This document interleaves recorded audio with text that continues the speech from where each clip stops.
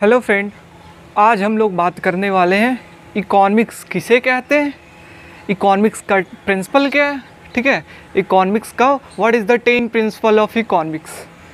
तो हम लोग दिल्ली यूनिवर्सिटी का अंडर ग्रेजुएट कोर्स का फर्स्ट सेमेस्टर का हम लोग सिलेबस स्टार्ट करने जा रहे हैं, और जो कि फर्स्ट सेमेस्टर के अंदर micro economics, introduction micro economics पढ़ाया जाता है, और उसका पहला यूनिट हम लोग आज बात करने वाले हैं, दैट इज़ इकोनॉमिक्स किसे कहते हैं, इकोनॉमिक्स का 10 प्रिंसिपल क्या है, तो वो सब। तो सबसे पहली बात आता है इकोनॉमिक्स कहते किसको है। ठीक है, इकोनॉमिक्स कहते किसको है, इकोनॉमिक्स। तो इकोनॉमिक्स वर्ड पहले आया कहाँ से, तो इकोनॉमिक्स वर्ड आया ग्रीक वर्ड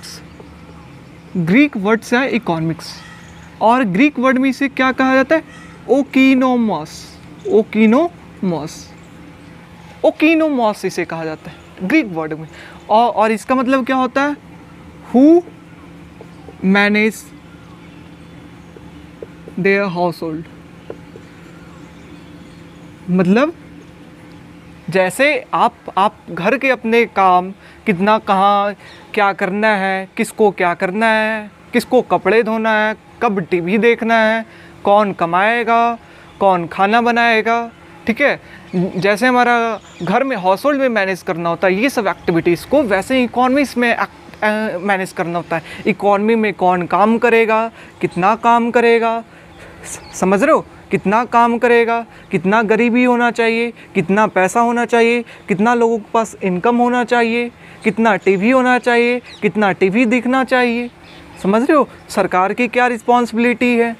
ठीक है, तो ये सब, ये क्या इकोनॉमिक्स कहाँ से है, ग्रीक वर्ड, मतलब ओकिनोमॉस का मतलब जो घर के कामों को मैनेज करता है, जो हाउस होल्ड कामों को, जैसे कि हम लोग जानते हैं घर का काम नॉर्मल होता है, कौन खाना बनाएगा, कौन पैसा कमाएगा, कितना सोना है, कितना कपड़े कौन धोएगा, वैसे ही इकोनॉमिक्स, वैसे ही हमारा इकोनॉमी किसी भी कंट्री के अंदर भी वैसे ही डिसीजन होते, तो वो इकोनॉमिक्स हो। ठीक है, तो सिंपल। लेकिन मेन इकोनॉमिक्स क्या होता है, देखिए कोई भी चीज़ वर्ल्ड के अंदर, जैसा कि गांधी जी के क्या करके गए थे कि कोई भी चीज़ वर्ल्ड के अंदर स्केयर है। ठीक है, मतलब कोई भी चीज़ वर्ल्ड के अंदर पूरा नहीं है, जितना मन है उतना उसके लिए कोई भी चीज़ नहीं, सभी चीज़ स्केयर है। स्केयर का मतलब कोयला हो गया, चाहे वाटर हो गया, कोल हो गया, डायमंड हो गया, कोई भी चीज़ क्या है वर्ल्ड में स्केयर है, इनफाइनाइट नहीं है, लिमिटेड क्वांटिटी में, समझ रहे हो। और उस लिमिटेड क्वांटिटी उसको क्या कहते हैं, स्केयर का मतलब जो चीज़ इन्फिनिटी में नहीं है वो ख़त्म हो सकता है, समझ रहे हो, वो उसको अगर यूज़ करोगे तो ख़त्म हो जाएगा, तो वो स्केयर चीज़। तो इकोनॉमिक्स कहता है हम उस स्केयर चीज़ को कैसे बेस्ट यूज़ कर सकते हैं, वो हमें कौन सिखाता है, इकोनॉमिक्स सिखाता है, समझ रहे हो, how to use.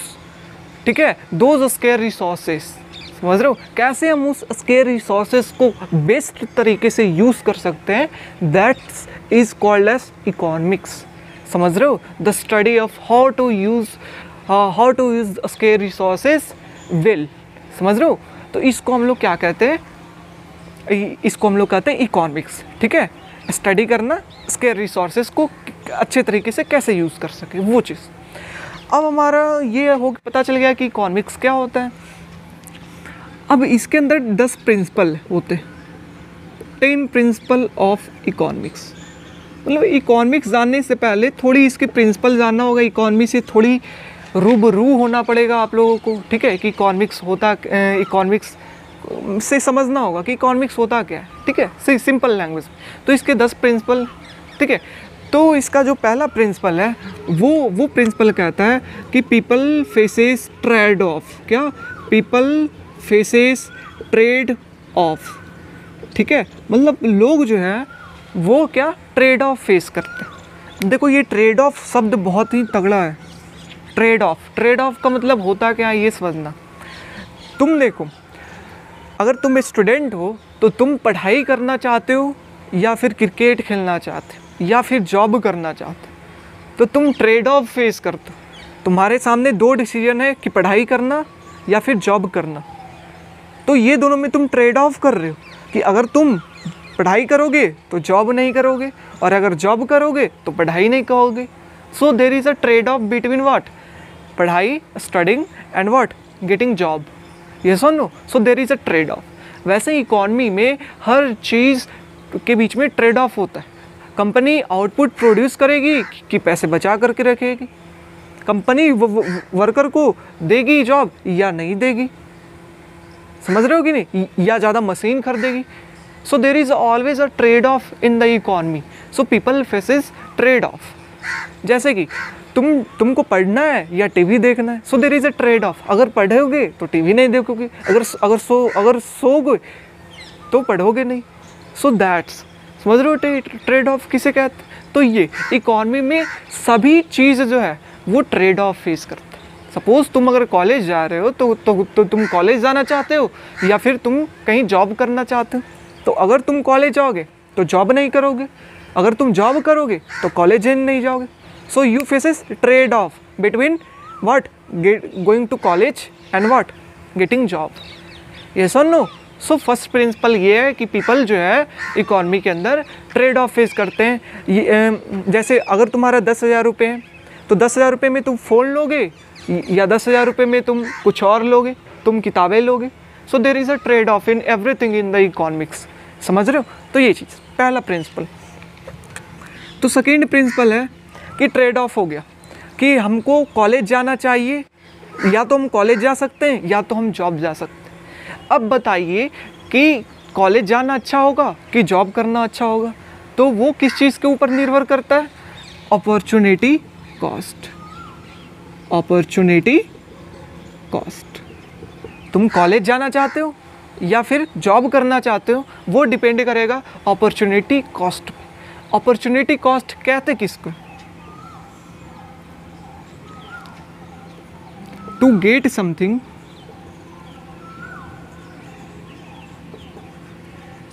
you need to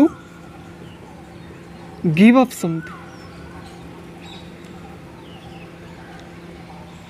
समझ, इंग्लिश में लिखा समझ में नहीं आ रहा होगा, अब समझना अपॉर्चुनिटी कॉस्ट किसे कहते हैं। अपॉर्चुनिटी कॉस्ट कहते हैं कि अगर तुम कॉलेज जा रहे हो, पढ़ना चाह रहे हो, तो उसके जगह पे तुम जॉब कर सकते थे। तो जॉब करने से जो पैसा वहाँ पे कमाते वो तुम्हारा अपॉर्चुनिटी कॉस्ट है। कहाँ जाने का? कॉलेज जाने का। समझ रहे हो? मतलब तुम कॉलेज अगर जा रहे हो तो तुम्हारा अपॉर्चुनिटी कॉस्ट क्या है? जॉब वो है। समझ रहे हो? मतलब तुमको अगर कुछ चाहिए तो तुमको खोना ज़रूरी है, और वो खोना क्या है? अपॉर्चुनिटी कॉस्ट है जो तुम पाए हो। समझ रहे हो? तुम अगर सो रहे हो तो तुम्हारा अपॉर्चुनिटी कॉस्ट क्या है? उस समय तुम पढ़ाई कर सकते थे, हाँ या ना? समझ रहे हो? उस समय तुम काम कर सकते थे, that is your opportunity cost. ये सुन लो। सो ये चीज़ तो हमको अपॉर्चुनिटी कॉस्ट के बेसिस पे डिसाइड करना होगा कि हमको कॉलेज जाना है या फिर हमको सोना है या फिर हमको काम करना है। ठीक है, हमको कॉलेज जाना है या फिर हमको काम करना है। किस बेसिस पे डिसीजन होगा? वो अपॉर्चुनिटी कॉस्ट के बेसिस पे। अब देखना, अगर कॉलेज मैं जा रहा हूँ और अपॉर्चुनिटी कॉस्ट सपोज दैट 50,000 रुपये है, और मैं अगर पढ़ करके कमाता और वो पढ़ने से हमको बेनिफिट सपोज 40,000 रुपये है, तो हमको जॉब करना ना सही रहेगा, हाँ या ना? तो हम अपॉर्चुनिटी कॉस्ट के बेसिस पे डिफाइन कर पाएंगे, जान पाएंगे कि हम कौन काम करें और कौन काम नहीं करें। समझ रहे हो कि नहीं? सपोज़ अगर तुम्हारे पास 10,000 रुपये है तो वो टैब खरीदोगे तो उसका अपॉर्चुनिटी कॉस्ट क्या है? तुम बुक नहीं खरीदोगे, हाँ या ना? और तो अगर टैब खरीदने का अपॉर्चुनिटी कॉस्ट क्या है? तुम बुक नहीं खरीदोगे। टैब कितने में खरीदा? 10,000 में। अगर तुम बुक खरीदते, सपोज तुमको वो 10,000 का वो 15,000 मिलता, पढ़ने से 15,000 मिलता, तो टैब खरीदना अच्छा है या बुक खरीदना अच्छा है? बताओ। दैट इज़ टैब खरीदना तुम्हारे लिए अच्छी बात है। सॉरी दैट इज़ बुक ना 15,000 दे रहा है, सो बुक खरीदना तुम्हारे लिए अच्छी बात है। सो हम अपॉर्चुनिटी कॉस्ट के बेसिस पे डिफाइन कर पाएँ। जिसका लो अपॉर्चुनिटी कॉस्ट रहेगा, जैसे जिसका लो अपॉर्चुनिटी कॉस्ट रहेगा उस चीज़ को मैं खरीदूँगा। समझ रहे हो? जैसे हम यहाँ पर पढ़ाई बुक खरीद रहे थे तो लो अपॉर्चुनिटी कॉस्ट क्या है? 15,000 या 10,000? 10,000, हाँ या ना? तो ये बुक खरीदने का अपॉर्चुनिटी कॉस्ट क्या है? 10,000। अपॉर्चुनिटी कॉस्ट का मतलब क्या? जो हम नहीं खरीदे उसका क्या है, हाँ या ना? तो हम अगर बुक खरीद रहे हैं तो हमारा कॉस्ट कितना है 10,000 टैब वाला, और अगर हम लोग टैब खरीद रहे हैं तो कितना कॉस्ट है 15,000। सो कौन बेस्ट डिसीजन होगा? जो लो अपॉर्चुनिटी कॉस्ट तुम खरीदो वैसा चीज़ होगा। अगर कॉलेज जाने में तुमको अगर मंथली मिलता है 40,000 रुपये, 50,000 रुपये तुमको अगर जॉब पे मिलता तो तुम्हारा अपॉर्चुनिटी कॉस्ट कितना है 50,000 रुपये is your opportunity cost of what? यहाँ पर पढ़ना, कॉलेज जाना इज़ योर 50,000 रुपये अपॉर्चुनिटी कॉस्ट। अगर जॉब पर जाते तो कॉलेज से जो पढ़ रहे उससे तुमको 40,000 का बेनिफिट हो रहा है, तो 40,000 is your opportunity cost of getting job. समझ रहे हो कि नहीं? सो तुम क्या डिसाइड करो? लो अपॉर्चुनिटी कॉस्ट जिसमें रहोगे उसको डिसाइड करो। तो लो अपॉर्चुनिटी कॉस्ट किस में है? जॉब जाने में 40,000 ना है, हाँ या ना? सो दिस अपॉर्चुनिटी कॉस्ट उसे क्या, ठीक है। तो अपॉर्चुनिटी कॉस्ट हमको समझ में आ गया क्या होता है, और हमको ये बताता है कि जो ट्रेड ऑफ हुआ उसको सिलेक्ट हम लोग, वो ट्रेड ऑफ जो दो चीज़ में हुआ वो दोनों चीज़ में हमको कौन सा चीज़ चुनना चाहिए वो अपॉर्चुनिटी कॉस्ट के ऊपर डिफाइन होता है, ठीक है। और मतलब लो जिसका लो अपॉर्चुनिटी कॉस्ट रहेगा, अपॉर्चुनिटी कॉस्ट, उसको हम लोग खरीदेंगे। यस और नो? सो दिस इज, तो हमारा दो प्रॉपर्टी हो गया। Let's come to our third property, ठीक है। हमारा थर्ड प्रॉपर्टी है, हमारा थर्ड प्रॉपर्टी है, ठीक है। हमारा थर्ड प्रॉपर्टी है रेशनल पीपल आर मार्जिन। मतलब लोग जो है वो मार्जिन के बेसिस पे डिसाइड करते हैं क्या चूज़ करना चाहिए, क्या चूज़ नहीं करना चाहिए। मार्जिन का मतलब क्या हुआ? 1 घंटे एक्स्ट्रा पढ़ने से तुमको क्या बेनिफिट है, 1 घंटे एक्स्ट्रा जॉब करने से तुमको क्या बेनिफिट है। समझ रहे हो कि नहीं? 1 घंटे एक्स्ट्रा पढ़ने से तुमको क्या बेनिफिट, 1 घंटे एक्स्ट्रा जॉब करने से तुमको क्या benefit, that is margin. Margin का मतलब इंक्रीजमेंट, 1 यूनिट का इंक्रीजमेंट करने से तुमको क्या बेनिफिट हो रहा है या कॉस्ट उसका क्या पड़ रहा है। 1 घंटे एक्स्ट्रा करने से तुमको क्या कॉस्ट पड़ रहा है, 1 घंटे एक्स्ट्रा कॉलेज में पढ़ाई करने से तुमको क्या कॉस्ट पड़ रहा है, 1 घंटा एक्स्ट्रा काम करने से तुमको क्या कॉस्ट पड़ रहा है। सो दैट इज़ मार्जिन, उसको क्या कहते हैं? मार्जिन कहते हैं। तो पीपल जो होते हैं जो रेशनल, देखो इसके अंदर दो चीज़ें हम लोगों ने मार्जिन का मतलब समझ लिए, मतलब इंक्रीजमेंट, एक्स्ट्रा यूनिट का इंक्रीजमेंट, उसको मार्जिन कहते हैं। रेशनल पीपल किसे कहते हैं? रेशनल पीपल उसे कहते हैं, रेशनल पीपल कहते हैं वो अपने लिए बेस्ट डिसाइड करना चाहते हैं, उनके पास वो पैसे हैं तो वो पैसे को सबसे बेहतरीन तरीके से यूज़ करना चाहते हैं। वैसे पीपल को क्या कहते हैं? रेशनल पीपल कहते हैं। समझ रहे हो कि नहीं? तो वैसे पीपल को मतलब वो अपने बेनिफिट के बारे में सोच रहे हैं कि मैं इतना मेरे पास है तो हम इस चीज़ को कैसे अच्छा बना सकते, कैसे अपने लिए अच्छा कर सकते। सो दैट्स रेशनल पीपल जो है वो मार्जिन के बेसिस पे सोचते। कैसे देखना, अगर तुम्हारा कॉलेज, ठीक है, अगर तुम्हारा क्या है कॉलेज, ठीक है, अब तुम रेशनल, अगर तुम स्टूडेंट हो तो कॉलेज जाने 1 आवर अगर तुम पढ़ते हो तो 1 आवर पढ़ने से सपोज दैट तुमको 50 यूनिट्स तुमको गेन हुआ। सपोज मानते कि 50 यूनिट तुम्हारा गेन हो, ठीक है। और अगर तुम अगर नौकरी पे जाते हो, जॉब पे जाते हो, 1 आवर अगर तुम जॉब करते हो तो सपोज तुम्हारा 70 यूनिट गेन हुआ, 70 यूनिट तुम्हारा क्या हुआ? गेन हुआ। तो अब बताओ कि 1 आवर एक्स्ट्रा पढ़ने से, ठीक है, तो रेशनल पीपल इस डिसीजन पर बेसिस करेंगे कि 1 घंटा कॉलेज में रहते तो 50 मिलता है और 1 घंटा अगर जॉब पे जाते 70 मिलता है, तो हमारे लिए को क्या अच्छा है? जॉब पे रहना अच्छा। समझ रहे हो? 1 घंटा की बात करते। जैसे एक एग्जांपल एयरलाइंस का लेते हैं। एयरलाइंस, सपोज दैट आप एयरलाइंस है, तो एयरलाइंस जैसे कि एयर इंडिया आप जाना चाह रहे हैं, ठीक है। एयरलाइंस जाने में कॉस्ट पड़ता है सपोज दैट 5,000 रुपये। आप दिल्ली से मुंबई जाना चाह रहे हैं, कॉस्ट कितना उसका पड़ा? 5,000 रुपये पड़े। लेकिन आपके पास है 3,000 रुपये, 3,000 रुपये, ठीक है। आप एयरपोर्ट पे गए, आपके पास 3,000 रुपये, आपको जाना भी है, ठीक है। आप इंतज़ार कर रहे हैं कि मेरे को मिल जाए, कैसे भी टिकट मेरे को मिल जाए। अब क्या हुआ कि दिल्ली से मुंबई का फ़्लाइट सपोज डैट खाली रह गया, सपोज डैट इसके अंदर 20 सीट खाली रह गए, मतलब सीट नहीं भरा। एक घंटे में उड़ान है और अभी तक 20 सीट खाली है। तो क्या हमारा जो एयरलाइंस कंपनी है उसको दाम सस्ता कर देना चाहिए, हाँ या ना? सुनना, हाँ या ना, सस्ता करना चाहिए कि नहीं? अगर ये 30 सीट 20 सीट अगर नहीं भरी तो इस एयरलाइंस कंपनी को कितना का घाटा है? 1,00,000 रुपये का घाटा, हाँ या ना? कितना का घाटा? 1,00,000 रुपये का। उसको कॉस्ट भी बहुत होगा, उसका जो कॉस्ट होगा एरोप्लेन का बहुत होगा, वो है, लेकिन इसको 1,00,000 रुपये का घाटा है अगर ये सीट नहीं भरी।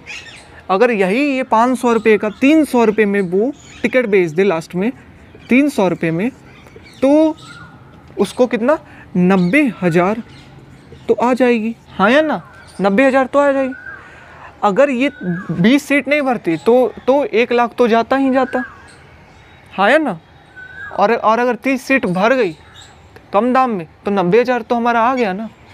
लॉस एक तरीके से नहीं हुआ। क्यों?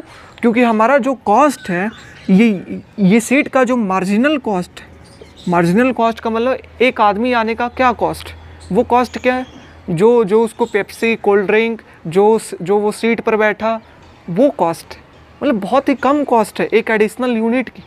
एवरेज कॉस्ट बहुत है, पूरा ओवरऑल एवरेज कॉस्ट क्या है एरोप्लेन का, बहुत है, लेकिन एक आदमी के लिए पेप्सी, कोल्ड ड्रिंक, ठीक है, ये सब कॉस्ट है। तो मार्जिनल कॉस्ट कितना है? सपोज 50 रुपये, 100 रुपये, 500 रुपये है मार्जिनल कॉस्ट, सपोज डैट। लेकिन मार्जिनल रेवेन्यू कितनी है? मार्जिनल रेवेन्यू कितनी है इस एडिशनल पर्सन से? मार्जिनल का मतलब एडिशनल, एक एडिशनल से मार्जिनल रेवेन्यू कितनी है? 3,000 रुपये। तो अब बताइए कि एरोप्लेन को खुला छोड़ दें, मतलब एरोप्लेन को 30 सीट, जो ये 20 सीट खाली है, इसको ऐसे ही एरोप्लेन को उड़ा देना चाहिए? नहीं, क्या कम दाम में बेच देना चाहिए 90,000 में? यार अगर नहीं जाओगे तो अगर नहीं बेचोगे तो 1,00,000 रुपये का नुकसान हो, उससे अच्छा है ये बेच दो। क्यों? बिकॉज मार्जिनल रेवेन्यू ज़्यादा है मार्जिनल कॉस्ट, समझ? मार्जिनल कॉस्ट का मतलब जो एक्स्ट्रा बस उस इंसान को सीट पर बैठने में, पेप्सी, कोल्ड ड्रिंक वगैरह सब पीने में, टॉयलेट वगैरह सब यूज़ करता है, उसका cost, that is marginal cost. समझ रहे हो कि नहीं? और मार्जिनल रेवेन्यू दैट इज़ 3,000 रुपया जो उसको मिला है एक पर्सन से, सो वो ज़्यादा है। दैट्स वाई हमारा क्या करना चाहिए? जो एयरलाइंस कंपनी है उसको टिकट बेच देना चाहिए। तो मार्जिनल के बेसिस पे डिसीजन लेते हैं, समझ रहे हो कि नहीं? तो ये हुआ मार्जिनल का केस। अब इसी में हमारा एक आता है, इसी में एक और एग्जाम्पल है, वो है हमारा diamond water paradox. Diamond water paradox, diamond water paradox किसे कहते हैं? ये समझना होता क्या है कि ये वाटर है और ये डायमंड है, तो वाटर जो है वो बहुत है, ठीक है, बहुत ज़्यादा है, ठीक है, लेकिन डायमंड क्या? स्केयर है, और वाटर क्या? बहुत है, हाँ या ना?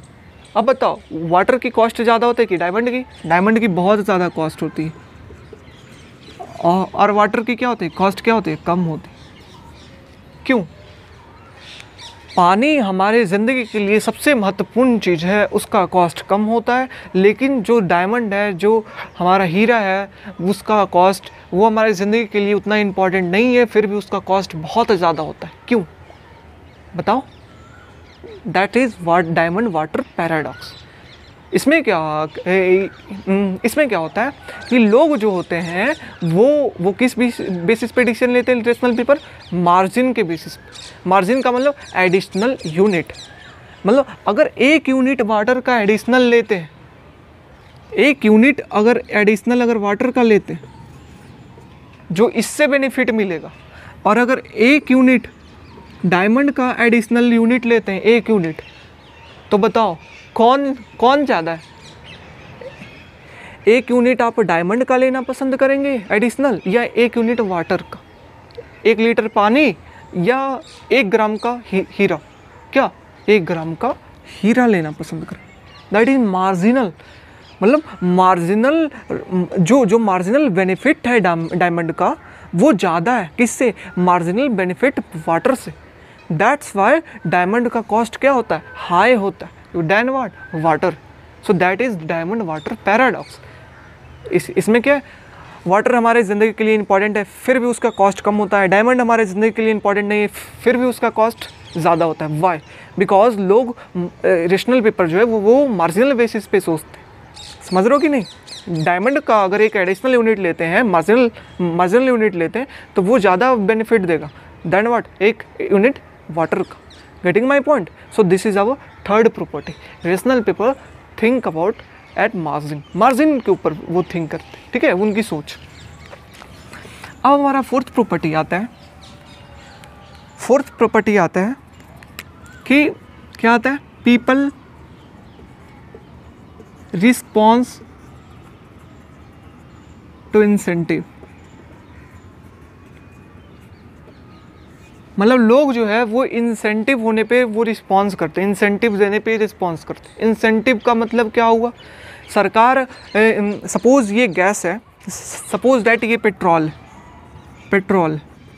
सरकार ने इस पे टैक्स बढ़ा दिया तो लोगों को इंसेंटिव मिले कि भैया टैक्स बढ़ाने के कारण क्या हुआ? प्राइस क्या हो गया भैया? बढ़ गया। अब प्राइस बढ़ने के कारण लोगों के पास इंफॉर्मेशन पहुंची कि भैया प्राइस बढ़ गया, जिसके कारण आपको महंगा पड़ रहा है। महंगा पड़ने के कारण आपको क्या कर देना चाहिए? क्वांटिटी को कम कर देना चाहिए। तो लोग क्या है, लोग रिस्पॉन्स करते हैं इंसेंटिव के ऊपर। सरकार ने इंसेंटिव दिया क्या? पैसा, टैक्स बढ़ा करके, तो लोगों ने रिस्पॉन्स किया कम खरीद करके तेल। वैसे ही अगर टैक्स पेट्रोल पे टैक्स अगर क्या कर दे सरकार, क्या कम कर देगी, तो लोगों के पास इंसेंटिव गई कि भैया प्राइस क्या है भैया? कम है, तो क्या क्वांटिटी क्या करो? खरीदना क्या करो? स्टार्ट कर दो। समझ रहे हो कि नहीं? सो लोगों के पास इंसेंटिव, लोग रिस्पॉन्स करते इंसेंटिव पे, ठीक है। जैसे एक एग्जांपल है कि कार है, ठीक है, कार, तो कार में सरकार ने बोला कि सीट बेल्ट लगाना है। सरकार ने सीट बेल्ट लगाना है, ठीक है। सरकार ने इंसेंटिव दिया कि सीट बेल्ट लगाना है। इंसेंटिव कैसे दिया? सरकार ने बोला कि अगर आप सीट बेल्ट लगाते हैं तो आपको मरने की संभावना कम है, आपका एक्सीडेंट होता है तो आपको मरने की संभावना कम है। सरकार ने ये बोला, इंसेंटिव दिया लोगों को। तो लोग क्या किए? वैसे कार को स्टार्ट किए खरीदना जिसके अंदर क्या? सीट बेल्ट हो। समझ रहे हो कि नहीं? सरकार ने इंसेंटिव दिया, अगर तुम खरीदोगे तो तुम मरने की संभावना तुम्हारा कम। तो लोगों ने रिस्पॉन्स किया कार ज़्यादा खरीद करके, ठीक है, ये चीज़ हुआ। लेकिन कभी कभी ये सब चीज़ों में सोचना चाहिए कि नेगेटिव इफ़ेक्ट क्या होता है। नेगेटिव इफ़ेक्ट क्या होगा कि सीट बेल्ट लगाने के कारण डेथ तो कम होगी, ठीक है, ये सरकार ने बोला। लेकिन सीट बेल्ट लगाने के कारण लोग कार को ज़्यादा स्पीड से चलाना स्टार्ट कर दें। सही चीज़ है और हुआ भी, it's a real situation. Seat belt लगाने से पहले लोग डरते थे मरने के, लेकिन सीट बेल्ट के बाद लोग डरना कम हो गए, तो जिसके कारण स्पीड क्या हो गया? बढ़ गया। और स्पीड बढ़ने से एक्सीडेंट क्या हुआ? ज़्यादा हुआ। समझ रहे हो? सरकार ने सोची थी कि सीट बेल्ट से क्या होगा? एक्सीडेंट क्या होगा? कम होगा। लेकिन एक्चुअल में क्या हुआ? सीट बेल्ट लगाने के कारण क्या हुआ? इंसेंटिव लोगों को मिला, ज़्यादा सीट बेल्ट वाला गाड़ी लोग खरीदे, ज़्यादा तेज़ चलाने लगे, एक्सीडेंट ज़्यादा होने लगा, डेथ ज़्यादा होने लगा। तो कैसे पॉलिसी फेलियर हो जाती है कभी कभी इंसेंटिव देने से। समझ रहे हो कि नहीं? सो पॉलिसी मेकर को दोनों चीज़ सोचना चाहिए। पॉजिटिव चीज़ भी सोचना चाहिए, अच्छा सीट बेल्ट लगाने से एक्सीडेंट कम हो, लेकिन नेगेटिव चीज़ भी सोचना चाहिए कि साथ बोलना चाहिए था सरकार को, सीट बेल्ट लगाओ लेकिन स्पीड भी कम रखना, नहीं तो डेथ होगी। फिर भी डराना चाहिए था सरकार को। इसलिए पॉलिसी मेकर को पॉजिटिव एस्पेक्ट भी देखना चाहिए और नेगेटिव एस्पेक्ट भी देखना चाहिए।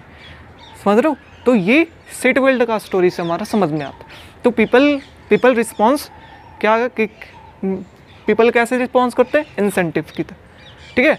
प्राइस बढ़ेगा, इंसेंटिव उनको मिला, भैया मैं महंगा पड़ रहा है, कम करो कम करो कम करो। प्राइस कम हुआ, भैया सस्ता पड़ा, इंसेंटिव मिला, भैया खरीदो खरीदो खरीदो। समझ रहे हो कि नहीं? सीट बेल्ट में, भैया हम एक्सीडेंट इस गाड़ी से कम होगा, खरीदो खरीदो खरीदो। लेकिन ज़्यादा तेज से चलाने लगे, रेट ज़्यादा ना लगे, दैट इज नेगेटिव इफेक्ट। इसीलिए पॉलिसी मेकर को सोचना चाहिए। Getting my point? So this is 4 property. ठीक है, तो 4 जो हम लोगों ने बात किया वो क्या है, वो कैसे लोग डिसीजन लेते हैं, हाउ पीपल मेक डिसीजन। समझ रहे हो कि कैसे लोग डिसीजन लेते हैं। पहला ट्रेड ऑफ होता है, दूसरा अपॉर्चुनिटी कॉस्ट के बेसिस पे जो ट्रेड ऑफ हुआ है उसको चूज़ करते हैं, तीसरा जो रेशनल पीपल है, जो क्या जी रेशनल पीपल है, वो मार्जिन के बेसिस पे सोचते हैं, और चौथा हमारा क्या हो गया कि लोग इंसेंटिव की तरह इंसेंटिव पे रिएक्ट करते हैं कि नहीं, रिएक्ट करते हैं। प्राइस बढ़ रहा है तो कम कर देंगे, प्राइस कम हो रहा है तो बढ़ा देंगे। ठीक है, एक एग्जांपल दिया हुआ है कि अमेरिका के कोई बहुत बड़ा फुटबॉलर था, तो क्या हुआ था कि 2003-4-5 के टाइम क्या हुआ था कि चाइना में डिमांड बढ़ने के कारण क्या हुआ था कि तेल का प्राइस ज़्यादा हो गया था। तेल का प्राइस $2 से $4 हो गया था अमेरिका में। ठीक है, $2 से $4 हो गया, जिसके कारण कॉस्ट ज़्यादा पड़ रहा था प्राइवेट जेट के ऊपर। तो वो जो अमेरिका का जो वो फुटबॉलर था, जो स्पोर्ट्समैन था, वो अपना प्राइवेट जेट से जाना बंद कर दिए, कॉमर्शियल प्लेन से जाना स्टार्ट कर दिया। क्यों? क्योंकि वो रिस्पॉन्स किया, ठीक है, प्राइस के प्रति। That is people are response toward incentive. Getting my point? So कैसे पीपल डिसीजन लेते हैं, ये 4। अब हमारा है कैसे पीपल इंटरेक्ट करते हैं एक दूसरे से, how people interact with each other, how people interact. ठीक है, ये हमको देखना है। तो 4 प्रिंसिपल हम लोगों ने पढ़ लिया। अब हमारा है हाउ पीपल इंटरेक्ट, कैसे पीपल इंटरेक्ट करते हैं। ठीक है, कैसे पीपल हमारा इंटरेक्ट करते हैं। सबसे पहले हमको ये चीज़ पढ़ना है। ठीक है, हाउ पीपल इंटरेक्ट। सबसे पहला जो इसके अंदर है दैट इज 5th प्रॉपर्टी। हमारा 5th प्रॉपर्टी क्या है, वो कहता है trade can make everyone better of. ठीक है, मतलब ट्रेड करने से, व्यापार करने से सभी कोई को बेटर ऑफ, अच्छा होता है, सभी के लिए अच्छा होता है। समझ रहे हो? Trade can make everyone better of. क्यों? ये हमारा इंडिया है, ये हमारा यूएसए। अब देखना, इंडिया अगर चाहे, तुम अगर चाहो, तुम्हारे देखो, सब इंसान सभी काम नहीं कर सकता, वैसे ही सारे कंट्री सभी चीज़ प्रोड्यूस नहीं कर सकते। तो कंट्री को वैसे चीज़ प्रोड्यूस करना चाहिए जो वो मैक्सिमम अच्छे तरीके से प्रोड्यूस कर, जिसमें वो बेनिफिट, जिसमें वो सक्षम हो सबसे अच्छा से प्रोड्यूस करने में। पूरे वर्ल्ड के अंदर जो उसका बेनिफिट, मतलब अपने मतलब इसको कहा जा सकता है कि कंट्री अपने अनुसार नहीं। ठीक है, जो कंट्री सक्षम है वैसे चीज़ को प्रोड्यूस करने, वैसा चीज़ प्रोड्यूस करना चाहिए। समझ रहे हो? जैसे बच्चे को वो सब्जेक्ट चूज़ करने चाहिए जिसमें उसका बेस्ट इंटरेस्ट हो, वैसे ही कंट्री को वैसे प्रोडक्ट प्रोड्यूस करना चाहिए जिसमें वो सबसे अच्छा प्रोड्यूस करने के लिए सक्षम। तो सपोज़ इंडिया जो है लेट वीट को अच्छे से प्रोड्यूस करता है, वीट। और यूएसए जो है, सपोज़ मैंने मारा, कार को अच्छे तरीके से प्रोड्यूस करता है। मतलब इंडिया वीट को प्रोड्यूस अच्छे तरीके से करता है। कार से अच्छा क्या प्रोड्यूस करता है इंडिया? वीट करता है, लेट। तो इंडिया को क्या करना चाहिए? प्रोड्यूस वीट करना चाहिए। यूएसए वीट से अच्छा क्या प्रोड्यूस करता है? कार। तो यूएसए को क्या प्रोड्यूस करना चाहिए? कार। ठीक है, और इसके बाद ये हमारा ट्रेड करें, और ट्रेड करने के बाद इसको भी मैक्सिमम गेन होगा। वीट जो इसका बेनिफिट था, मतलब जिसमें ये सक्षम था वो प्रोड्यूस किया, साथ में इसके पास कार भी है, जिसमें यूएसए सक्षम था वो प्रोड्यूस किया, और साथ में वीट भी। तो इसलिए दोनों को बेनिफिट होगा। ठीक है, इसलिए बोला जाता है कि trade can make everyone better of. हम लोग समझेंगे आगे कॉम्परेटिव एडवांटेज, इंटरनेशनल ट्रेड में समझेंगे वहाँ पर ये अच्छे तरीके से, समझ रहे हो कि नहीं। So trade can make everyone better of, सभी को अच्छा बनाता है इस तरीके से ट्रेड करके। हमारा जो नेक्स्ट है, ठीक है, हमारा जो 6th प्रॉपर्टी आता है वो क्या आता है, market are good way to organise whole economy. Market जो है, market are good way to organise whole economy. अब समझना यहाँ से क्या होता है कि चाहे तो गवर्नमेंट रेगुलेट कर सकती है मार्केट को, समझ रहे हो कि नहीं। मतलब कम्युनिस्ट इसे कह सकते हैं, कम्युनिस्ट मतलब जहाँ पर गवर्नमेंट का रेगुलेशन हो मार्केट के ऊपर, कितना प्राइस होगा, क्या बनाना है, कितना बनाना है, किसको कितना मिलेगा, सारा गवर्नमेंट तय करे, तो वो क्या हो गया, जिसमें गवर्नमेंट का रेगुलेशन हो वो कम्युनिस्ट। जैसे हमारा 1980 के टाइम सोवियत था, चाइना है, ठीक है, तो ये गवर्नमेंट रेगुलेटेड, वो तय करेगी किसको क्या मिलेगा नहीं मिलेगा, ठीक है। तो इसमें क्या होता है कि गवर्नमेंट प्राइस तय करेगी, गवर्नमेंट कितना बनाना है वो तय करेगी, तो ये सही तरीका नहीं है इकॉनमी के लिए, ठीक है, कि किसको कितना मिलेगा वो सरकार तय करे, ये मार्केट के ऊपर छोड़ देना चाहिए। तो हमारा जो है, हमारा जो इकोनॉमिक्स के फादर हैं दैट इज़ एडम स्मिथ, इन्होंने जो अपना बुक लिखा कब, 1776 में, कौन सा बुक, वेल्थ ऑफ नेशन। इसमें उन्होंने बोला कि जो गवर्नमेंट है उसको मार्केट के ऊपर छोड़ देना चाहिए, मार्केट अपना तय करेगा कि कितना प्रोड्यूस करना चाहिए, क्वांटिटी कितना मार्केट में प्राइस होगा, किसको कितना मिलेगा, ये साला मार्केट के ऊपर छोड़ देना चाहिए, समझ रहे। सरकार को तय नहीं करना चाहिए कि कितना प्रोड्यूस करना, कितना प्राइस होगा, मार्केट के ऊपर। मार्केट जो है वो मार्केट गाइडेड बाई किसके द्वारा होगा, इनविजिबल हैंड, समझ रहे हो। तो उन्होंने एक बहुत ही अच्छा नाम दिया था that is invisible hand. Market जो है वो इनविजिबल हैंड के द्वारा गाइडेड हो करके वो स्टेबलाइज हो जाएगा इकॉनमी, ठीक है, स्टेबलाइज हो जाएगा। तो क्या, लेड बाई इनविजिबल हैंड, समझ रहे हो। मतलब गवर्नमेंट को रेगुलेट नहीं करना चाहिए, मार्केट को उसके अनुसार बेसिस पे छोड़ देना चाहिए। जो चीज़ ज़्यादा चाहिए, तो जो चीज़ लोगों को ज़्यादा चाहिए तो लोग पैसा ज़्यादा देंगे, ज़्यादा प्रोड्यूस करेंगे, ठीक है। तो मार्केट में को अपने हिसाब से छोड़ देना चाहिए, मार्केट को रेगुलेट नहीं करना चाहिए। और मार्केट जो है वो इनविजिबल हैंड के द्वारा गाइडेड होगा, उसके द्वारा। और मतलब क्या, ये मार्केट प्राइस के द्वारा रेगुलेटेड होगा, प्राइस पे डिपेंड करेगा। प्राइस अगर ज़्यादा होगा तो वो चीज़ कम मिलेगा, प्राइस अगर कम होगा तो वो चीज़ ज़्यादा बिकेगा। कोई चीज़ अगर ज़्यादा होगा तो प्राइस कम होगा, कोई चीज़ कम होगा तो उसका प्राइस ज़्यादा होगा। तो प्राइस के द्वारा ये गाइडेड है, दैट इनविजिबल हैंड के द्वारा, कौन, मार्केट।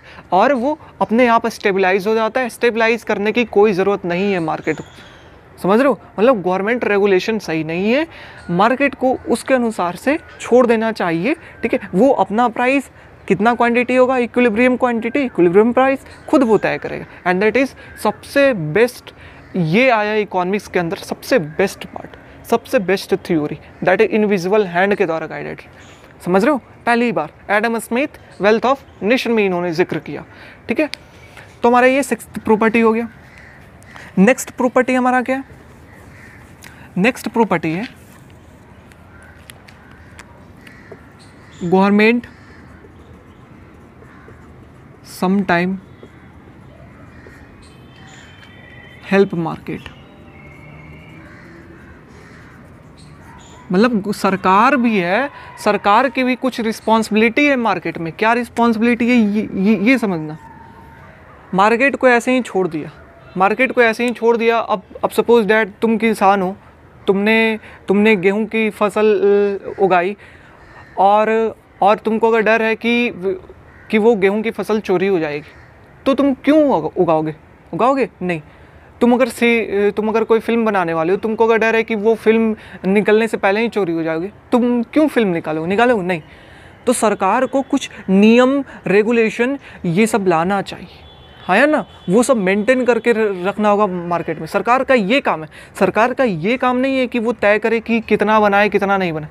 सरकार का ये काम है कि वो रूल एंड रेगुलेशन को बनाए रखे, कानून व्यवस्था को बनाए रखे, समझ रहे हो। तो इस कारण इस तरीके से सरकार मार्केट को अच्छा कर सकती है। पहला गवर्नमेंट का काम, ठीक है, कि तय नहीं करना कि कितना बनाएगा कितना, वो नहीं। सरकार का काम है कि रूल एंड रेगुलेशन को फॉलो करना, कि अगर कोई किसान है तो उसको विश्वास देना कि आपका फसल चोरी नहीं होगा। अगर कोई सीडी बनाने वाला है या कोई फिल्म बनाने वाला है, उसको विश्वास हो कि उसका फिल्म निकलने से पहले चोरी नहीं होगा। तो ये सरकार, कोई अगर फर्म है, कोई बिजनेसमैन हो, तो उसको विश्वास हो कि उसके जो फैक्ट्री है उसमें आग कोई नहीं लगा दे। तो सरकार रूल एंड रेगुलेशन को मेंटेन रखे, ये काम। और कब पहला काम सरकार का काम ये। दूसरा काम क्या है सरकार का, ये समझ। देखो, हमेशा ट्रेड ऑफ होता है कि किसके बीच, एफिशिएंसी एंड एफिशिएंसी,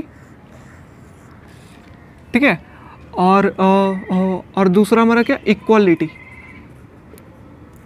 इफ़िशियंसी किसे कहते हैं? इफ़िशियंसी देखो किसे कहते हैं, इफ़िशियंसी कहते हैं जब मार्केट अपना पूरा आउटपुट, मतलब बेस्ट लेवल पे हो, मार्केट बेस्ट लेवल पे, मतलब मोदी गवर्नमेंट बिल्कुल अंबानी गवर्नमेंट को, मतलब अंबानी को, अडानी को, सभी को सपोर्ट कर रही है। मतलब तुम लाओ, तुम जितना प्रोड्यूस करना चाहते हो करो, तुम पर टैक्स वगैरह सब हम नहीं मारेंगे। मतलब ये इकॉनमी पाई को अपना बड़ा करो, अंबानी अपना पैसा जो है वो बड़ा करो, हमारा जीडीपी को बड़ा करो, इकॉनमी पाई। मतलब ये अगर पिज़्ज़ा है तो पिज़्ज़ा का साइज़ बड़ा करो, हमारे जीडीपी को बड़ा करो, आउटपुट क्या करो, ज़्यादा प्रोड्यूस करो, हम तुम पर टैक्स नहीं मारेंगे, समझ रहे हो। तो कंपनी ज़्यादा इन्वेस्टमेंट करेगी, ज़्यादा, मतलब प्राइवेट सेक्टर की तरफ डेडिकेटेड हो, बड़ा करना है हमारा जीडीपी को, इकॉनमी पाई को हमारा बड़ा करना। लेकिन इक्वालिटी किससे कैसे? सरकार अगर सेंसिटिव हो, नहीं, सिर्फ अंबानी के पास पैसा नहीं होना चाहिए, हमारे गरीबों के पास भी पैसा होना चाहिए, समझ रहे हो कि नहीं। तो क्या करेगा, अंबानी के ऊपर टैक्स मारेगा। अगर टैक्स मारा अंबानी के ऊपर तो अंबानी क्या करेगा, इन्वेस्टमेंट कम करेगा, और अंबानी अगर इन्वेस्टमेंट कम करेगा तो आउटपुट कम होगा, जीडीपी क्या होगा, कम। तो इकॉनमी पाई अगर टैक्स मारने के कारण क्या हो जाएगा, ये कुछ छोटा, समझ रहे हो कि नहीं। लेकिन टैक्स मारने से क्या होगा, लोग सब्सिडी देगी, गरीबों को हेल्प होगा, पुअर को हेल्प होगा, और जिसके कारण क्या होगा, इक्वालिटी, इकॉनमी में इक्वालिटी होगी, सभी के पास पैसे होंगे। तो अगर जीडीपी को, अगर एक के पास, इकॉनमी को अगर अच्छा करना है तो एक के पास पैसे, पाई को अगर बड़ा करना है तो ये चीज़ टैक्स तुमको कम करना होगा। लेकिन अगर पाई को अगर छोटा करना है तो टैक्स तुमको ज़्यादा करना होगा कॉर्पोरेट। तो चाहे तो तुम जीडीपी बढ़ाओगे तो इक्वालिटी कम होगा, मतलब इफ़िशियंसी अगर ये बढ़ाओगे, समझ रहे हो। मतलब चाहे अंबानी अडानी को अगर सपोर्ट कर रहे हो तो तुम गरीबों को सपोर्ट नहीं कर रहे हो, ठीक है। ज़्यादा अगर अंबानी को सपोर्ट कर रहे हो तो गरीबों को ज़्यादा सपोर्ट नहीं कर रहे हो। अगर अंबानी अडानी को कम सपोर्ट कर रहे हो तो गरीबों को ज़्यादा सपोर्ट कर रहे हो। इक्वालिटी मतलब यहाँ पर क्या होगा, इकॉनमी पाई बड़ा हो और यहाँ पर इकॉनमी पाई क्या हो जाएगा, छोटा। इक्वलिटी का मतलब होता है कि ये अगर जीडीपी है तो इसमें सभी लोगों को इक्वल पार्ट में ऐसे ऐसे डिवाइड करना, समझ रहे हो कि नहीं। और यहाँ पर पता चलता है कि अंबानी के पास इतना है पैसा और बाकी इधर इकॉनमी के अंदर इतना है, सभी लोगों के पास। इक्वलिटी का मतलब इक्वल, सभी लोगों के पास इक्वल, सभी लोगों के पास अगर इक्वल इनकम करना चाहते हो तो जीडीपी तुम्हारा कम होगा, समझ रहे हो नहीं, क्योंकि टैक्स ज़्यादा लगाना पड़ेगा इसके लिए, समझ रहे हो, क्योंकि लोगों को पैसा देना है तभी इक्वलिटी होगा। सो दैट्स, तो यहाँ पर क्या होता है कि देखना, गवर्नमेंट जो है, गवर्नमेंट यहाँ पर भी काम करती है, इक्वलिटी के लिए भी काम करते हैं, यहाँ पर इक्वलिटी लाने के लिए काम करते हैं गवर्नमेंट का वर्क, समझ रहे हो। अब समझना, मार्केट के ऊपर अगर छोड़ दिए, मार्केट को अगर छोड़ दिया जाए मार्केट के ऊपर इनविजिबल हैंड के द्वारा, जो एडम स्मिथ बोले, तो क्या होगा, जिसके पास पैसा होगा वो खरीदेगा और जिसके पास पैसा होगा वो नहीं खरीदेगा। तो सही चीज़ है, नहीं, गरीबों को नहीं मिलेगा, मिलेगा नहीं। तो इस कारण गवर्नमेंट को कभी कभी आना ज़रूरी है कंट्री के लिए, कंट्री में बनाने, इक्वलिटी बनाने के लिए ज़रूरी है। समझ रहे हो कि नहीं? पूरा मार्केट के ऊपर नहीं छोड़ सकते। Getting my point? यस और नो? सो दिस इज अच्छा इक्वलिटी। अब देखो होता क्या है कि जैसे कि तुम्हारे अगर माँ बाप हैं तो 2 भाई हो तो उसको छोड़ दिए, जाओ जाओ बेटा तुमको पढ़ना है पढ़ो, तो तुमको जो करना है करो। लेकिन डर रहता है कि दोनों भाई कभी कभी लड़ाई भी करेंगे, हाँ या ना? तो लड़ाई करने का डर रहता है। वैसे ही यहाँ पर होता है कि फैक्ट्री को अगर उसके अनुसार से छोड़ दिया जाए, ठीक है, तो क्या होता है यहाँ पर, फैक्ट्री को अगर छोड़ दिया जाए, बिल्कुल गवर्नमेंट का रेगुलेशन है ही नहीं मार्केट के ऊपर, जो एडम स्मिथ ने बोला, तो मार्केट फेल्यूर हो जाता है। क्या होता है? Market failure. और मार्केट फेल्यूर में क्या होता है? पहला, फैक्ट्री जो है पॉल्यूशन ज़्यादा करने लगी। समझ रहे हो? फैक्ट्री पॉल्यूशन ज़्यादा करने लगी, नदी में वेस्ट ज़्यादा डालने लगी, ठीक है। तो उस चीज़ को क्या कहते हैं? एक्सटर्नलिटीज़, एक्सटर्नलिटी, ठीक है। फैक्ट्री एक्सटर्नलिटीज़ क्रिएट करने लगी, मतलब फैक्ट्री के कारण दूसरे लोगों को इफेक्ट पहुंच रही है। सपोज़ वो फैक्ट्री ने नदी में वो प्लास्टिक डाला, कूड़ा डाला, कचरा डाला, और वो पानी जो है कि कोई गरीब लोग फिश उस नदी से निकालता था। अब अगर वो नदी में कूड़ा, नदी को अगर गंदा करेगा तो उसमें मछली तो होगी नहीं, तो गरीबों को क्या होगा? घाटा होगा। तो एक कंपनी के कारण दूसरों को इफेक्ट पहुंच रहा है, दैट इज एक्सटर्नलिटीज क्रिएट हो। तो इस केस में गवर्नमेंट को आना ज़रूरी है, फैक्ट्री को कान पकड़ के खींचना होगा। समझ रहे हो कि नहीं? ये चीज़।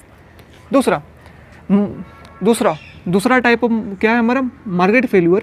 ये हमारा क्या है? Market power. Market power, market power का मतलब क्या हो गया? सपोज़ एक गांव में सिर्फ एक नदी है, सपोज़ एक कुआं है, गांव के अंदर सिर्फ एक कुआं है और कहीं पानी नहीं मिलता, सिर्फ वो कुआं के अंदर। तो क्या होगा? जिसका वो कुआं होगा वो बहुत पैसे में बेचेगा, बहुत पैसे में बेचेगा, तो आम गरीब लोग नहीं खरीद पाएंगे। गरीब लोग नहीं खरीद पाएंगे तो यहाँ पर सरकार को आना पड़ेगा, हाँ या ना? समझ रहे हो? जैसे अंबानी जियो जो है, जो 1 GB है उसको 500 रुपये कर दे, तो 500 रुपये कर दे तो वो गरीब लोग वो डाटा पैक को नहीं खरीद पाएगा, तो गवर्नमेंट को आना पड़ेगा। तो जहाँ पर मार्केट पावर बढ़ जाए तो वहाँ पर गवर्नमेंट का आना पड़ेगा। समझ रहे हो कि नहीं? तो गवर्नमेंट का कभी कभी ज़रूरत होती है। कब ज़रूरत होती है गवर्नमेंट को? इक्वालिटी मेंटेन करने के लिए हमारा गवर्नमेंट को ज़रूरत होती है। समझ रहे हो कि नहीं? मार्केट के ऊपर ही पूरा नहीं छोड़ के रख सकते हैं। रूल एंड रेगुलेशन को मेंटेन रखने के लिए गवर्नमेंट को ज़रूरत होती है। जब मार्केट फेल्यूर के केस में ज़रूरत होती है, market failure are the 2 type, externalities, pollution increases के कारण, दूसरा मार्केट पावर, उस टाइम भी गवर्नमेंट की ज़रूरत होती है। तो ये हमारा कितना हो गया? ये हमारा गवर्नमेंट की इस टाइम हमारा ज़रूरत होती है। तो ये हमारा 7th प्रिंसिपल हम लोगों ने जान लिया। अब 3 प्रिंसिपल और है। तो 3 प्रिंसिपल हमारा कौन है? 8 प्रिंसिपल। अब हमको जानना है how economy as a whole work. कैसे इकोनॉमी, पूरा इकोनॉमी वर्क करता है, ठीक है। ये हम लोगों को अब जानना है, ठीक है। तो अब हम लोग देखते हैं हाउ इकोनॉमी वर्क। तो इसके अंदर सबसे पहला आता है, सबसे पहला 8 प्रॉपर्टी क्या है कि स्टैंडर्ड ऑफ लिविंग जो है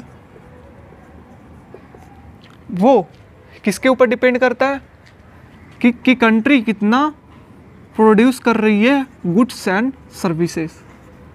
standard of living will depend upon what? How much a country produce goods and services. कितना कंट्री प्रोड्यूस कर रही है गुड्स एंड सर्विसेज, उसके ऊपर स्टैंडर्ड ऑफ लिविंग डिपेंड करता है। जैसे यूएसए जो है वो गुड्स एंड सर्विसेज क्या प्रोड्यूस करते हैं? ज़्यादा करते, तो उसका स्टैंडर्ड ऑफ लिविंग क्या है? स्टैंडर्ड ऑफ लिविंग क्या है? ज़्यादा है। और अगर बात करते हैं इंडिया जो है वो गुड्स एंड सर्विसेज क्या प्रोड्यूस करते? कम करते, तो स्टैंडर्ड ऑफ लिविंग यूएसए से क्या है? कम, हाँ या ना? तो स्टैंडर्ड ऑफ लिविंग डिपेंड करता है किस पर? Goods and services. Goods and services कितना प्रोड्यूस करती है, एंड गुड्स एंड सर्विसेज कितना प्रोड्यूस करती है वो किस पर डिपेंड करता है? प्रोडक्टिविटी, मतलब लोग प्रोडक्टिविटी मतलब एक वर्कर कितना प्रोड्यूस कर पा रहा है, कितना वो बना पा रहा है, एक वर्कर 1 मिनट के अंदर कितना वो आउटपुट बना पा रहा है, दैट इज़ प्रोडक्टिविटी। 1 घंटे के अंदर कितना बना पा रहा है। इंडिया के अंदर अगर एक वर्कर है वो 5 यहाँ यूएसए में 10 बनाता है, तो इंडिया के अंदर वो 5 बनाता है, 5 प्रोडक्ट बनाता है। समझ रहे हो कि नहीं? तो प्रोडक्टिविटी यूएसए में क्या है? ज़्यादा। Then what? इंडिया प्रोडक्टिविटी ज़्यादा होगा, गुड्स एंड सर्विसेज ज़्यादा होगा, तो स्टैंडर्ड ऑफ लिविंग ज़्यादा होगा। तो इंडिया में क्या है? प्रोडक्टिविटी कम है, प्रोडक्टिविटीज़ कम है, तो प्रोडक्टिविटी कम होने के कारण गुड्स एंड सर्विसेज कम है, तो स्टैंडर्ड ऑफ लिविंग कम है। समझ रहे हो मेरी बात? तो ये चीज़, तो ये हो गया हमारा 8वां। अब हमारा 9वां क्या है? 9th है हमारा 9th प्रिंसिपल हमारा कहता है कि प्राइस, अगर हमारा प्राइस जो है वो बढ़ते चला जाता है, अगर मनी हम लोग प्रिंट करते हैं तो हमारा प्राइस बढ़ते चला जाता है। 9th प्रिंसिपल हमारा कहता है, ठीक है, if a country print more money then price increases in this country. समझ रहे हो? अगर मनी प्रिंट ज़्यादा होगा तो प्राइस ज़्यादा होगा। कैसे ज़्यादा होगा समझना, अगर इकॉनमी अगर मनी प्रिंट ज़्यादा करेगी, समझ रहे हो, मनी प्रिंट ज़्यादा करेगी मतलब कि लोगों के पास इनकम क्या होगा? ज़्यादा होगा, है या ना? मार्केट में वो पैसा देगी मनी प्रिंट करके, बैंक को पैसा देगी, तो मार्केट में पैसा ज़्यादा है तो कंपनी अब सैलरी देना ज़्यादा कर देंगे। इनकम ज़्यादा होगा तो लोग स्पेंडिंग, खपत क्या करेंगे? ज़्यादा करेंगे। खपत ज़्यादा करेंगे मतलब कि वो डिमांड क्या करेंगे? ज़्यादा करेंगे। पहले 5 लीटर सरसों ऑयल वो महीने में उनको ज़रूरत थी, अब वो 7 लीटर खरीदने लगेंगे। डिमांड क्या करेंगे? ज़्यादा। डिमांड ज़्यादा करेंगे, सप्लाई सेम है तो प्राइस क्या हो जाएगा? बढ़ जाएगा। तो प्राइस क्या हो गया? बढ़ जाएगा। तो मनी प्रिंट करने से क्या होता है? प्राइस इंक्रीज़ होता है। एग्ज़ाम्पल क्या है? एग्ज़ाम्पल है 1921 में जर्मनी में जो पेपर की कीमत थी वो 0.3 मार्क्स थी, 0.30 मार्क्स वहाँ का यूनिट है, समझो, करेंसी का। लेकिन 1922 में यही पेपर की कीमत जो है वो पहुँच गई 7 करोड़ मार्क्स, 7 करोड़ रुपए मार्क्स पहुँच गए। क्यों? क्योंकि सरकार ने बहुत प्रिंट किया, वहाँ की सेंट्रल बैंक ने बहुत ज़्यादा प्रिंट किया। एक पेपर के लिए एक थैली, एक बोरी 7 करोड़ रुपए की ज़रूरत पड़ रही थी। समझ रहे हो? तो प्रिंट अगर ज़्यादा होगा तो प्राइस ज़्यादा होगा। सो नॉर्मल केस ये। और हमारा लास्ट प्रॉपर्टी जो है वो लास्ट प्रॉपर्टी क्या है? 10th प्रॉपर्टी है कि इन्फ्लेशन शॉर्ट रन में there is a trade off between what? Inflation and unemployment. ठीक है, शॉर्ट रन में मतलब कुछ समय के लिए, 1 साल से कम टाइम के लिए, ठीक है, उसको कहते हैं शॉर्ट रन। उसमें ट्रेड ऑफ होता है इन्फ्लेशन और अनएम्प्लॉयमेंट। कैसे? ट्रेड ऑफ का मतलब क्या है? हमने बताया था, पहले ही बात कर चुके हैं कि अगर इन्फ्लेशन बढ़ाओगे, अगर इन्फ्लेशन बढ़ेगा, ठीक है, तो अनएम्प्लॉयमेंट कम होगा। एक बढ़ेगा तो एक कम होगा, और एक कम होगा तो एक बढ़ेगा। ठीक है, मतलब कि अगर क्या है, अगर तुम महंगाई बढ़ाते हो, मतलब सरकार महंगाई कैसे बढ़ाएगी? वहाँ पैसे देगी। देखो महंगाई कैसे बढ़ाएगी? मनी सप्लाई, मार्केट में पैसे देगी, इनकम ज़्यादा होगा तो लोग डिमांड ज़्यादा करेंगे, और डिमांड ज़्यादा करेंगे तो प्राइस ज़्यादा होगा, और प्राइस ज़्यादा होगा तो कंपनी क्या करेगी? कंपनी और बनाना सोचेगी। प्राइस ज़्यादा होगा तो कंपनी सप्लाई बढ़ाएगी, और सप्लाई बढ़ाने के लिए क्या चाहिए भैया? लेबर चाहिए, हाँ या ना? लेबर चाहिए तो लेबर चाहिए तो एम्प्लॉयमेंट क्या हो गया? ज़्यादा हो जाएगा। एम्प्लॉयमेंट अगर ज़्यादा हो गया तो अनएम्प्लॉयमेंट क्या होगा? कम होगा। समझ रहे हो कि नहीं? ठीक है, मतलब यहाँ से देखना, प्राइस बढ़ा मतलब inflation, price increases over time is known as inflation. Inflation अगर बढ़ा तो अनएम्प्लॉयमेंट क्या हुआ? कम हुआ। समझ रहे हो कि नहीं? तो ये चीज़, there is a trade off. अगर इन्फ्लेशन बढ़ाओगे, अगर महंगाई बढ़ेगी तो बेरोज़गारी कमेगी, अगर महंगाई को कम करना है तो बेरोज़गारी बढ़ेगा शॉर्ट रन में। समझ रहे हो? मतलब there is inflation inversely proportional है अनएम्प्लॉयमेंट का। गेटिंग माई पॉइंट और ना, there is a in short run there is a trade off between unemployment and inflation. मतलब इन्फ्लेशन बढ़ेगा, मतलब प्राइस, सरकार अगर मार्केट में ज़्यादा पैसा दे रही है तो प्राइस बढ़ेगा, डिमांड बढ़ेगा, तो कंपनी ज़्यादा लेबर को करेगी सप्लाई बढ़ाने के लिए, तो अनएम्प्लॉयमेंट कमेगा। तो प्राइस बढ़ा, इन्फ्लेशन बढ़ा, डिमांड बढ़ा और सप्लाई बढ़ा, जिसके कारण अनएम्प्लॉयमेंट कम हो। तो अगर इन्फ्लेशन बढ़ता है तो अनएम्प्लॉयमेंट कम होता है, अगर अनएम्प्लॉयमेंट कम हो बढ़ता है, बेरोज़गारी अगर बढ़ती है तो इन्फ्लेशन, महंगाई क्या होगी, कम होगी। तो अगर सरकार को गरीबी, अगर बेरोज़गारी को कम करना है तो महंगाई बढ़ाना पड़ेगा, उसको मानना पड़ेगा कि महंगाई बढ़ेगा। और अगर महंगाई को कम करना है तो सरकार को एक्सेप्ट करना पड़ेगा कि बेरोज़गारी बढ़ेगी भविष्य में। So this is the 10 property. हम लोगों ने देखा ही इकोनॉमिक्स क्या होता है और 10 प्रिंसिपल क्या होता है इकोनॉमिक्स की। गेटिंग माई पॉइंट, यस और नो? सो दिस पहले हम लोगों ने क्या देखा कि ट्रेड ऑफ, दूसरा अपॉर्चुनिटी कॉस्ट, तीसरा रेशनल पेपर है जो मार्जिन के बेसिस पे डिसाइड करते हैं, ठीक है। चौथा हम लोगों ने क्या देखा, पीपल जो है वो रिस्पॉन्स करते हैं इंसेंटिव की तरह, ठीक है। पीपल जो है वो रिस्पॉन्स करते इंसेंटिव की तरह रिस्पॉन्स करते। फिर हम लोगों ने क्या देखा, फिर हम लोगों ने देखा कि मार्केट जो है वो सबसे अच्छा है, ठीक है, जो हमारा एडम स्मिथ बोले, ठीक है। फिर हम लोगों ने देखा कि गवर्नमेंट कभी कभी आकर के अच्छा कर सकते हैं, ठीक है, गवर्नमेंट कभी कभी बेनिफिट पहुंचा सकते हैं। फिर हम लोगों ने प्राइस इंक्रीज देखा, फिर हम लोगों ने अनएम्प्लॉयमेंट का केस देखा, ठीक है। तो ये सब देखा, 1-2 रह गया होगा। तो टोटल हम लोगों ने 10 प्रिंसिपल कर लिया। So thank you so much.